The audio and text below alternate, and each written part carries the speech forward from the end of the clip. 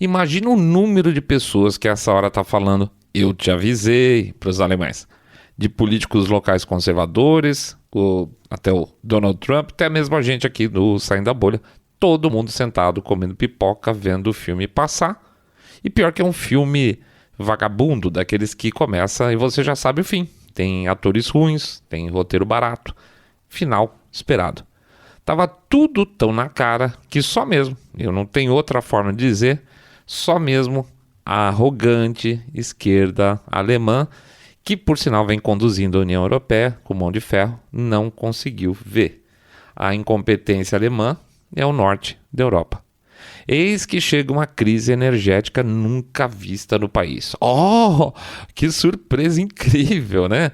E aí, claro, num passo extra na direção do abismo, o novo governo aí socialista decide bater de frente com a Rússia e cortar as importações de energia, vamos chamar assim. Gente, o que os caras esperavam? A Alemanha faz anos, muitos anos, vem cavando um enorme buraco bem na frente dos pés dela e agora resolveu pular desse buraco de vez. Ninguém empurrou os caras.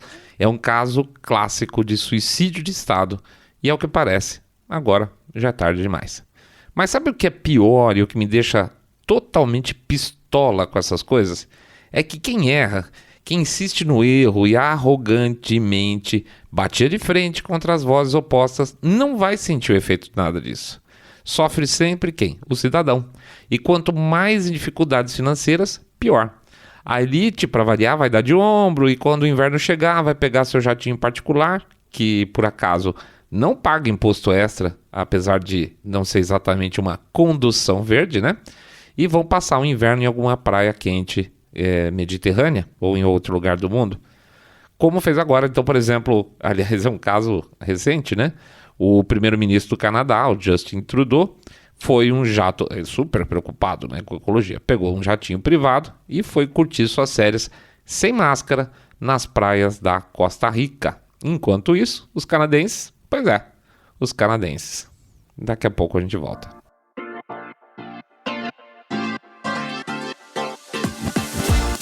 Saindo da bolha. Menos notícia, mais informação para você.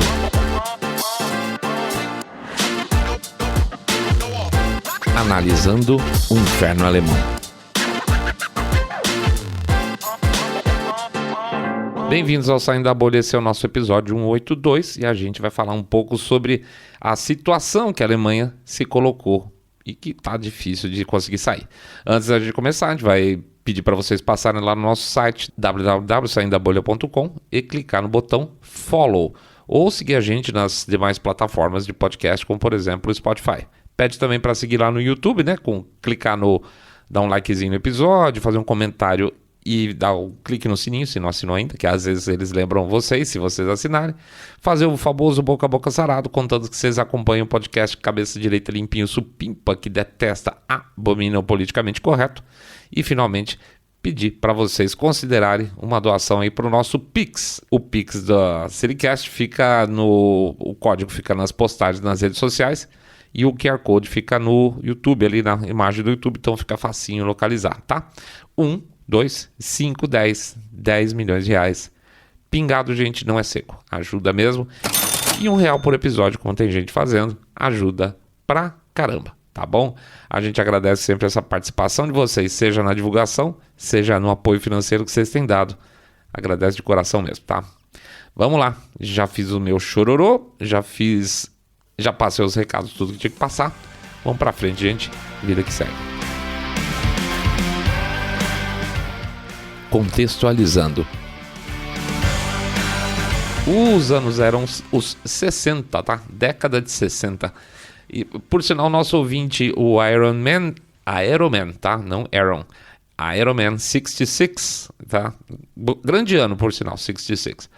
Ironman 66 é o nick dele. Ele lá no YouTube deu uma lembrada de uma coisa importante.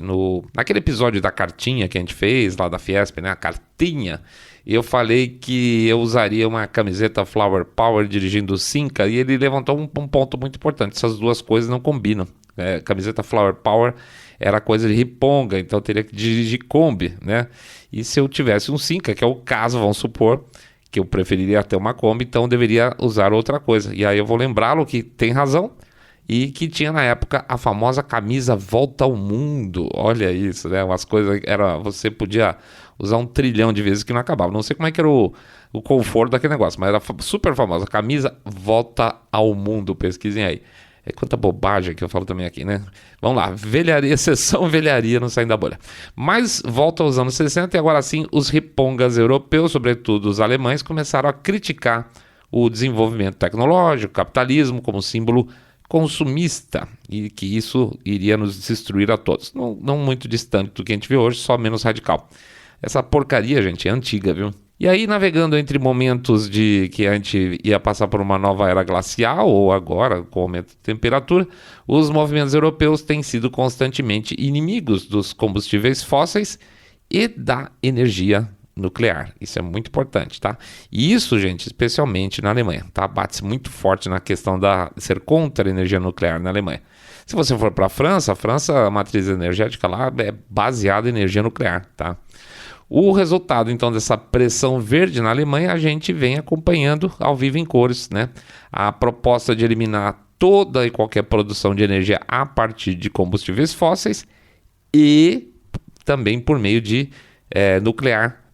Acelerou aí, principalmente nos últimos anos, especialmente sob a Angela Merkel, que, curiosamente, e se me permite nos autocongratular pelo acerto, está totalmente sumida, né? Vocês perceberam como ela está sumidona? Então, previsível. A Merkel foi saudada pela mídia como gênio da espécie. Nossa, a Merkel é estadista. Nossa, Merkel. Ai de vocês se falassem mal da Merkel lá atrás, tá? Ai de você. A gente tem um episódio inteiro sobre ela no início, se não me engano, de 2020, contando como ela destruiu o CDU. Dá uma procurada lá, faz uma busca Merkel Saindo da Bolha, vocês vão ter um episódio que a gente fez sobre ela inteirinho. E eu esqueci o que eu estava falando. Pois é. Ah, sim, que ela atendia basicamente o que a mídia gosta, né? Um bom discurso verde, mas também nos últimos anos lá, ela virou uma espécie de resistência no continente europeu ao Donald Trump. Ah, isso é muito bom. Era o Trump que era o monstro da década e ela bateu de frente, então ela ganhou pontos extras aí na imprensa, até americana inclusive. Para isso ela fez o que qualquer pessoa com QI acima de 31 não faria. Ela pulou no colo da Rússia e passou a depender daquele país para a subsistência energética do país. Jogada de gênio. Já falamos nisso aqui pelo menos 2 programas, mas vale o reforço, tá? Quando a matriz energética começa a ficar dependente de eólica e de solar, sabendo que o fornecimento dessas duas maneiras não é estável, não é contínuo, e no mínimo está falando que a solar não tem sol à noite, essa é muito fácil resolver, você vai depender de 2 coisas para manter a sua rede de pé. Ou você teria baterias, e você hoje não tem capacidade de bateria para esse negócio, ou você passa a depender de gás natural. Então você põe um parque solar enorme, do lado você põe uma usina a gás do lado para compensar quando o sol desaparece ou quando o tempo fecha, certo?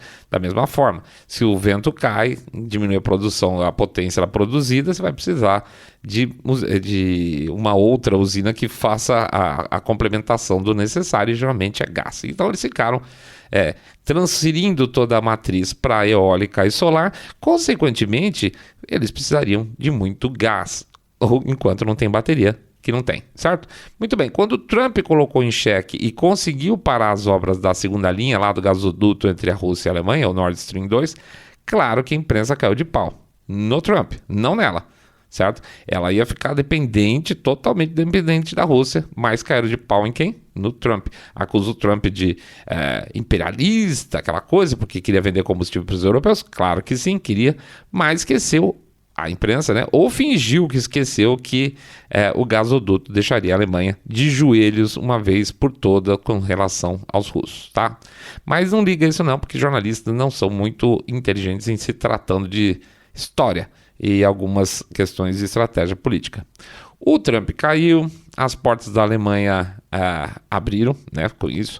A Merkel caiu, os socialistas entraram e o que estava ruim, então, ficou o quê? Pior, claro. Teve a guerra ainda por cima da Ucrânia e aí o novo primeiro-ministro, lá, Olaf Scholz, malandrão, resolveu atacar os russos abrindo mão da importação de energia daquele país. Primeiro petróleo e depois, mais tarde, avisando que pararia também de importar carvão. Agora, coloca uma cerveja é ótimo, hein? Coloca uma cereja nesse bolo. O governo alemão mantém os planos de fechar suas 3 últimas usinas nucleares até o ano que vem. Era para ser esse ano, ficou para o ano que vem. E muita chiadeira sobre isso, mas o governo insiste com uma mentira. A mentira é o seguinte: eles dizem que não tem como substituir mais o combustível dessas usinas nucleares porque elas são muito velhas. Mentira! É mentira, porque a Westinghouse já avisou que poderia sim fornecer combustível para eles, uma vez que o governo alemão chamasse, tá? Mas o governo alemão desconversou e manteve os planos de fechamento para o ano que vem. E se eu não estiver falando bobagem, porque acabou de me ocorrer agora, eu não vou nem ter tempo de pesquisar, desculpa se der alguma bola fora, alguém me levanta a bola aí, tá? As usinas deles podem até ser velhas, mas até onde eu me lembro, a nossa Angra 1, 2, essa coisa, é de tecnologia alemã. E vai indo muito bem, obrigado, tá produzindo normalmente. Então essa desculpa tá ruim, tá? E aí eu te pergunto, gente, considerando que a matriz energética alemã tem na energia solar, mais eólica, mais biomassa, que é ridículo também porque queima, mais hidrelétrica, até a guerra não chegava aí a 50%, 45% mais ou menos, vamos ser super legal, solar, eólica, biomassa, hidrelétrica, 50%. Onde que o país vai conseguir a outra metade se ele continuar fechando as portas? Como é que eles vão fazer para manter as casas e as ruas iluminadas, casas aquecidas e as fábricas trabalhando? Pois é, em princípio, não vão. O inverno energético.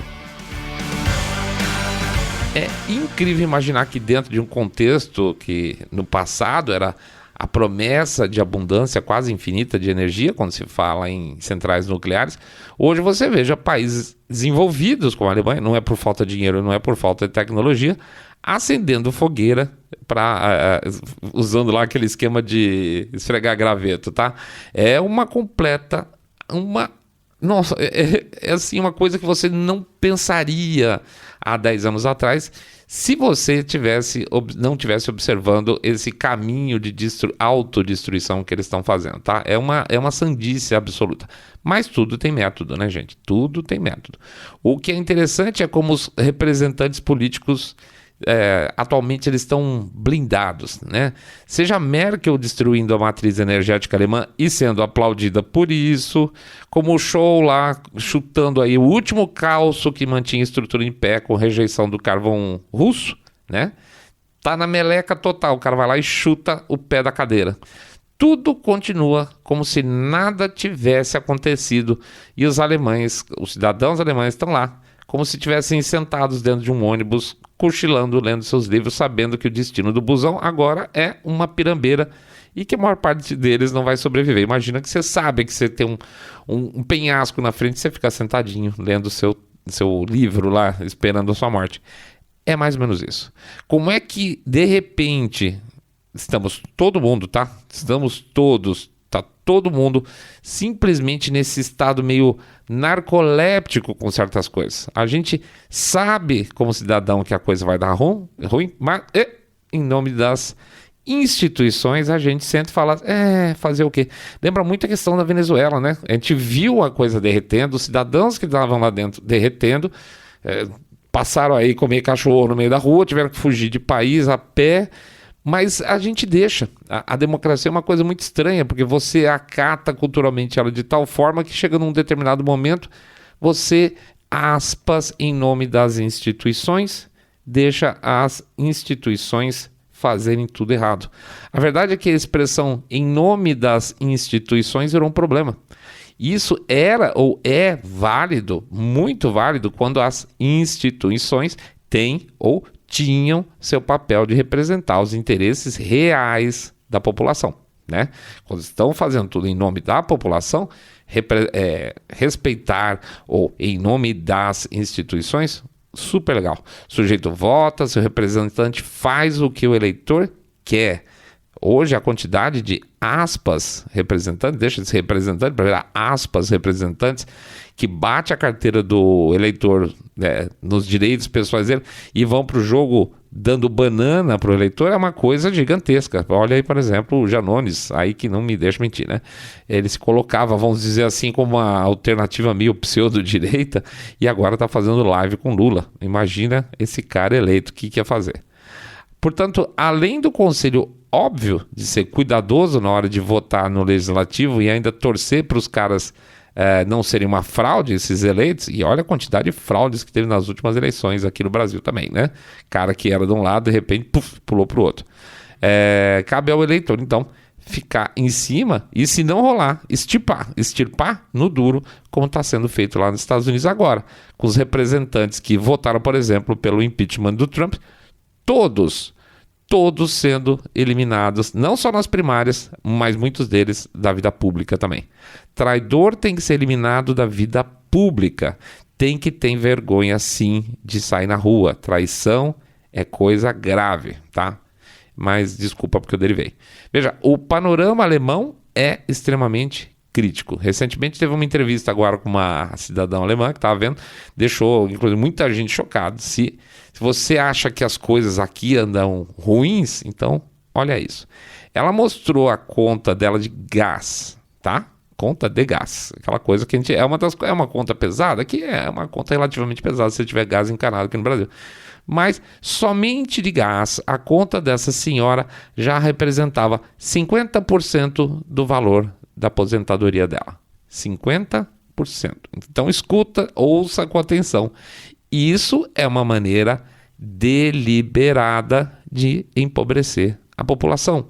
O governo pode quebrar a sociedade de várias formas. Ele pode, sei lá, por meio de impostos, né? Você bota os impostos lá no alto, mas impostos são muito impopulares e as pessoas podem não pagar, podem sonegar.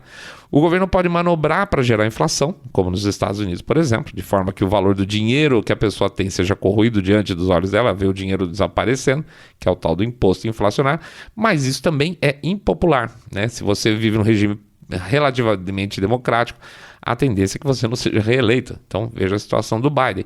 Ou você pode fazer com que um componente específico do consumo das famílias, das pessoas, passe a ter um peso relativo absurdo dentro do orçamento das empresas e pessoas. Lembre-se, empresas também, tá?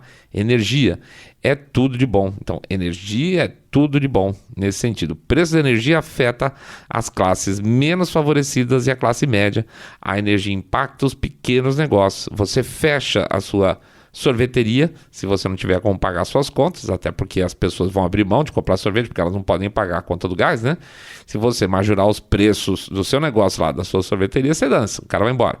E se você não majorar, você quebra. Então, não tem por onde. As pessoas não vão deixar de comprar comida, pagar aluguel, abastecer o carro para tomar sorvete e você fecha a sua ponta do seu negócio. Portanto, ainda que nos dados oficiais a inflação da Alemanha fique ao redor de 8,5%, para aquela aposentada lá, que metade da conta dela, da aposentadoria, está indo para o gás, num estalo de dedo ela está literalmente 20%, 30% mais pobre. Esqueça os 8,5% de inflação. Ela vai ter que botar 50% do que ela ganha para esquentar a casa dela e fazer outras coisas, tá? Mas a coisa não fica só por aí. Até porque, se tem uma coisa que as pessoas têm dentro delas, independente do posicionamento ideológico, é a sobrevivência, certo? E uma das maneiras de sobreviver em um inverno rigoroso, sem gás de aquecimento, é com lenha, né? Lenha no duro. Então, corre para comprar lenha. Agora, vocês repararam o absurdo da situação? Para ter uma Alemanha mais, aspas, verde e limpa, sem uso de carvão, o povo está tendo que queimar lenha. E está guardando lenha agora. É isso. Eu acho que esse é o resumo mais tosco da imensa hipocrisia alemã. É nauseante você pensar um negócio desse, a população voltar no tempo e procurar lenha para queimar. E, lógico, fazer muita fumaça, né? Você queima lenha, você faz fumaça, além de, eventualmente, ter que cortar a árvore para se aquecer no inverno. Pensa, pelo menos se eles estivessem queimando carvão, A eficiência energética do carvão é maior que a da lenha, seria muito melhor. Ou seja, produziria-se menos gases poluentes para gerar mais calor, além do óbvio fato de que você não precisa cortar a árvore. Mas, muito bem, mas digamos que você é um cara safo, super malandrops, e quando viu que a coisa estava ficando feia, saiu correndo para começar a armazenar lenha, tá? Foi em vários lugares, começou a comprar saquinhos de lenha, aquela coisa toda, que é o que o pessoal já tem feito já há algum tempo, tá? Maravilha. Mas e quem mora num apartamentinho aí apertado, por exemplo, no centro de Berlim ou qualquer grande centro urbano alemão? O que faz? Põe fogo no prédio? Sacou que quem tá na mão, quem dançou novamente... Quem dançou novamente é o sujeito que não tem para onde correr, que não tem uma casa com lareira, que não pode ter um dispêndio extra comprando lenha, além dessa conta do gás, já que morde uma parte significativa dos ganhos dele, é o cara danado, o cara que já está ferrado. Esse cara, ele toma um duplo tombo. O resultado secundário disso, então, é que ao invés de ir lá na loja e comprar lenha, claro, o cara não quer morrer de frio, né? Ele vai cortar a árvore, que teoricamente não pode. Ou seja, vai derrubar outras espécies que não deveriam ser cortadas, que eventualmente são ainda menos eficientes para a lenha. Ou seja, mais emissão, mais estrago ecológico. E olha que eu nem sou o rei da proteção do esquilinho, apesar de ser definitivamente um super amante de animal em geral, tá? Mas olha que beleza. Olha como esse... aspas, planejamento estatal é maravilhoso. Olha como o Estado metendo a mão no mercado, regulamentando, dá tudo certo. Eu confie que vai dar tudo certo. Mas se eu sair da bolha, o que isso tem a ver uma coisa com a outra? Tem a ver na medida em que o que se deveria analisar são as condições de mercado de cada fonte de energia. Ah, mas se o carvão ficar mais barato, só vai queimar carvão? Não. Até porque se todo mundo corre para o carvão, o preço dele sobe e começa a ficar mais barato, por exemplo, a opção nuclear, e assim vai. Esse é o mercado. Mas não é isso que esses safados querem. Eles querem te convencer você de que você está errado tendo o padrão de vida que você tem, porque o seu padrão de vida não se encaixa no modelo que eles querem, tá? Você está errado. Eu tenho um padrão, eu bolei aqui um esquema para a sociedade que você não se encaixa. A coisa está totalmente invertida, gente. Está totalmente invertida. Quando um candidato a presidente fala que você gasta demais, que a televisãozinha estava boa, ele está querendo dizer o seguinte: eu não quero desse jeito, vocês se adaptem àquilo que eu acho certo. O povo todo, eu sou representante, eu vou ser representante, eu quero ser representante. Então vocês se adaptem ao que eu quero. Acabou a lógica de proposta onde você viabiliza a melhor vida para a população. Na verdade, é o contrário. Eu dou uma plataforma onde vocês vão ter que se adaptar à minha forma de pensar. Engenharia reversa. Eles querem um mundo dependente de fontes alternativas ineficientes e caras, porque é uma boiada. É super boiada. É tudo subsidiado. Aspas, é um empreendedorismo sem perda. É um puta negocião. Não tem como perder dinheiro em um negócio que, se der prejuízo, o Estado banca. Ou seja, na verdade, você banca, né? É puríssima transferência de renda. Sai dinheiro da tia do café, sai dinheiro do cara que sobe no poste em dia de nevasca para fazer manutenção da rede e vai para o bolso dos grandes grupos, dos grandes bilionários, das grandes famílias, como vai para tal da burocracia corrupta de sempre também, tá? É transferência de renda ao inverso da justiça, que eles adoram chamar de justiça social. Quer ver uma coisa? O governo americano passou uma lei recentemente com um pacote de subsídios para carros elétricos. Lembrando disso? Acho que a gente mencionou por aqui. Se não mencionou, foi mal. $7.500 por unidade. Você compra um carro elétrico e a viúva vai lá te dá $7.500 para você viabilizar, ajudar a viabilizar a compra de carro elétrico para ficar tudo mais limpo nos Estados Unidos, certo? Muito bem. Isso aí, por si só, claro, já é transferência de renda. É o contrário, de novo, da justiça social, né? Você tira o dinheiro do pagador de imposto, ou seja, da tia do café e do cara que sobe lá no poste no dia de nevasca para consertar a rede elétrica, e dá para GM, para Ford, para Tesla, fala, tá aí, beleza? Obrigado, tá? Então, você tá dinheiro dando pobre para grandes grupos. Aí, o que as montadoras fizeram? Olha, gente, desculpa aí. E aí aumentaram, em média, em média, o preço dos carros elétricos em $8.500. Então o governo passou a dar $7.500 por unidade e eles aumentaram em média $8.500 o preço dos carros. Por quê? Porque os insumos subiram muito no preço, o preço do mercado internacional desses insumos. Ora, quem diria, não é? Pois é. Quer dizer então que o contribuinte americano vai pagar para a Ford, pagar mais caro para uma empresa lá da China, fazer o carro ficar mais puro porque ela tem componentes, está cheio de componentes chineses? Sim, basicamente é isso, tá? Então o coitado lá, o Joe, ele pega o dinheiro do imposto dele lá, que ele paga lá na gorjeta que ele ganha no restaurante, e esse dinheirinho vai parar lá na mão de empresas chinesas ligadas ao Partido Comunista Chinês. É super legal. Veja, só um parênteses, eu vou até pular fora aqui, os caras vão bater em mim. Acabou de passar uma bill, se transformou em lei lá nos Estados Unidos. Agora, esses dias, acho que não sei se foi anteontem ou ontem. Uma legislação onde eles estão contratando 85 mil agentes do IRS, ou seja, do Imposto de Renda lá, da Receita Federal, para cobrar impostos dos americanos. 85 mil agentes do IRS. Que, por sinal, vão fazer um curso, vão começar a fazer os seus cursos, etc. Tal, e vão poder trabalhar armado. Então, os Estados Unidos da América estão colocando 85 mil agentes de imposto de renda armados pelo país. Sacou? Legal isso, né? Bem legal. Para quê?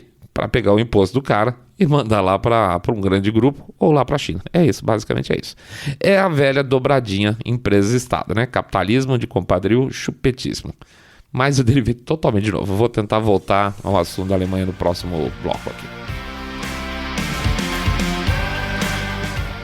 O que vem pela frente? Bom, e o que vem pela frente para a Alemanha? O que vem pela frente não é bom para os alemães, né? Para os alemães cidadãos. Para a elite alemã não muda nada, porque se você subir o preço do gás de 10 para 20, os caras têm dinheiro para pagar, não é problema. Mas para os alemães, lá para o cidadão comum, isso é péssimo. O governo alemão, que tem as rédeas curtíssimas da União Europeia, tentou dar uma de malandro e foi buscar a solução dentro do grupo, dentro da União Europeia, do tipo, me dá uma energia aí e tal, faz o seguinte, vocês economizam e me mandam. É mais ou menos assim, né? Os países vão ter que economizar, acho que 15% do consumo de energia e repassar o excedente para os países que estão em dificuldade. A Alemanha, sacou? Era mais ou menos essa a ideia. Só que tem um probleminha, né? Um problema de história. As pessoas esquecem que existem história. Lembra o quanto a Alemanha foi dura, foi complicada com países como Itália, Espanha, Grécia, Portugal, lá atrás exigindo austeridade fiscal? Pois é. Então, por que eles não são austeros nas coisas dele relacionadas à energia também, né? E aí o que aconteceu foi basicamente uma resposta do tipo azar seu, né? Não. É verdade que com o passar do tempo a Alemanha negociou e conseguiu algumas concessões, vai saber a que preço, mas no final pegou mal, porque, por exemplo, a Hungria não topou. E veja, a Hungria não topou porque os caras estão de boa lá com gás e combustível, porque não entraram nesse esquemão geral da Europa contra a Rússia, né? Então eles não peitaram a Rússia e estão lá nadando em combustível à vontade. Mas enfim, além disso, ficou também que a Alemanha está se tornando basicamente menos competitiva, né? Se o preço da energia sobe mais, o país, a economia do país se torna cada vez menos competitiva no mercado internacional e, portanto, as primeiras empresas, principalmente no setor de manufatura, já estão fazendo o seguinte, tchau, hein? Já estão indo para outros países. Não é que vão sair para os outros países. Eles já viram que vai dar merda, né? Desculpe. Mas é meio óbvio, né? Então, eles estão catando as coisinhas deles e indo para outros países, até para a Turquia. Os caras estão mandando fábrica agora, né? Isso vamos dizer assim, o próximo passo relacionado ao futuro alemão é a desindustrialização. O que vai ser um perrengue, porque, de verdade, tirando isso, o que a Alemanha é de fato? Ainda mais com o cerco ao agronegócio na Europa, né? Os alemães a turma do agro lá na Alemanha já está de olho faz tempo. Eles sabem que eles vão ser vítimas já. Então você tira o agro, você tira a indústria, o que vai sobrar por lá? Só serviço? Mais um detalhe. Mês passado a Alemanha conseguiu alcançar pela primeira vez, depois de 3 décadas, um déficit na balança comercial. A Alemanha sempre foi superavitária na balança comercial. Dessa vez eles conseguiram. Grande governo socialista lá conseguiu também déficit na balança comercial. Então, olha isso, gente.